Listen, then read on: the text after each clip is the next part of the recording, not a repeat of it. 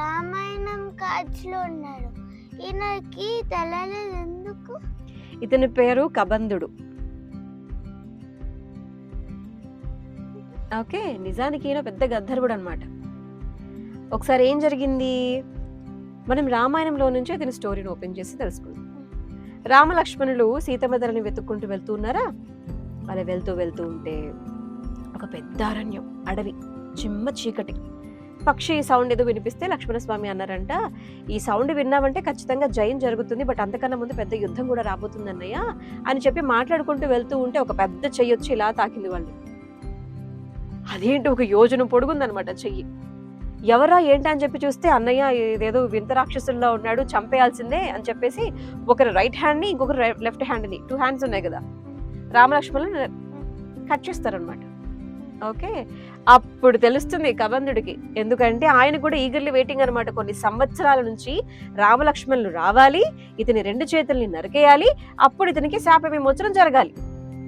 Okay, వెంటనే అడిగారంట, రామలక్ష్మణులారా మీకు నమస్కారం, దయచేసి నా కోసం చితి పేర్చండి, చితి పేర్చి నన్ను మళ్ళీ గంధర్వుడిగా మార్చేయండి అని చెప్పి రిక్వెస్ట్ చేసుకున్నారంట.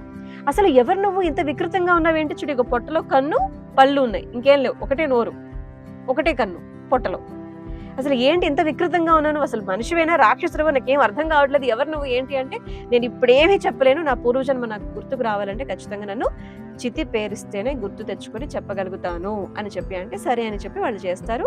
అప్పుడు ఆయనకి మళ్ళీ పూర్వజన్మ వస్తుంది.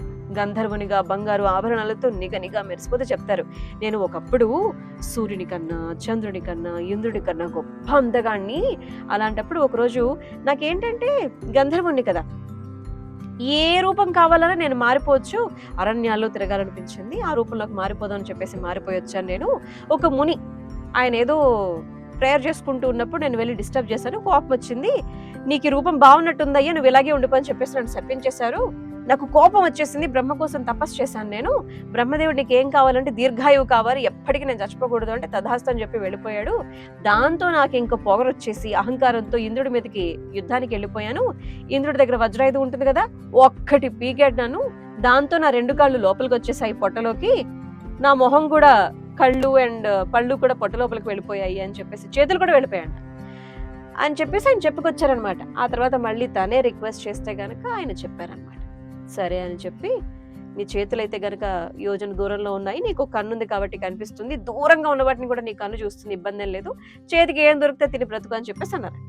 అలా బ్రతుకుతూ వస్తూ ఉండగా శాప విమోచనం ఏమిటి అంటే, రామలక్ష్మణులు వస్తారు, వాళ్ళు వచ్చిన తర్వాత నీకు శాప విమోచనం కలుగుతుంది అని చెప్పి కబంధునికి చెప్పి, ఏమిటయ్యా మీరు ఇలా వచ్చారు అని చెప్పేసి రామలక్ష్మణుల్ని కబంధుడు అడిగితే అప్పుడు కబంధునికి చెప్తారంట, మా అన్నయ్య ఎవరో కాదు, దశరథ మహారాజు గారి కుమారుడు, సాక్షాత్తు శ్రీరామచంద్రమూర్తి సీతాదేవిని ఇలా అపహరించారు, మేము వెతుక్కుంటూ వెళ్తున్నామంటే, అయితే మీకు ఒకరి గురించి చెప్పాలి, అతని పేరు సుగ్రీవుడు, అతను కూడా చాలా చాలా మంచివాడు, కాకపోతే భార్యకి దూరంగా ఉన్నాడు, బాధలో ఉన్నాడు, మీకు అతను ఖచ్చితంగా సహాయం చేస్తాడు, ఎందుకంటే సూర్యకిరణాలు ఈ పర్వతాల మీద ఎంత దూరం ప్రసరిస్తాయో అంత సమాచారం ఉంటుంది అతని దగ్గర అని చెప్పేసి అన్నారంట.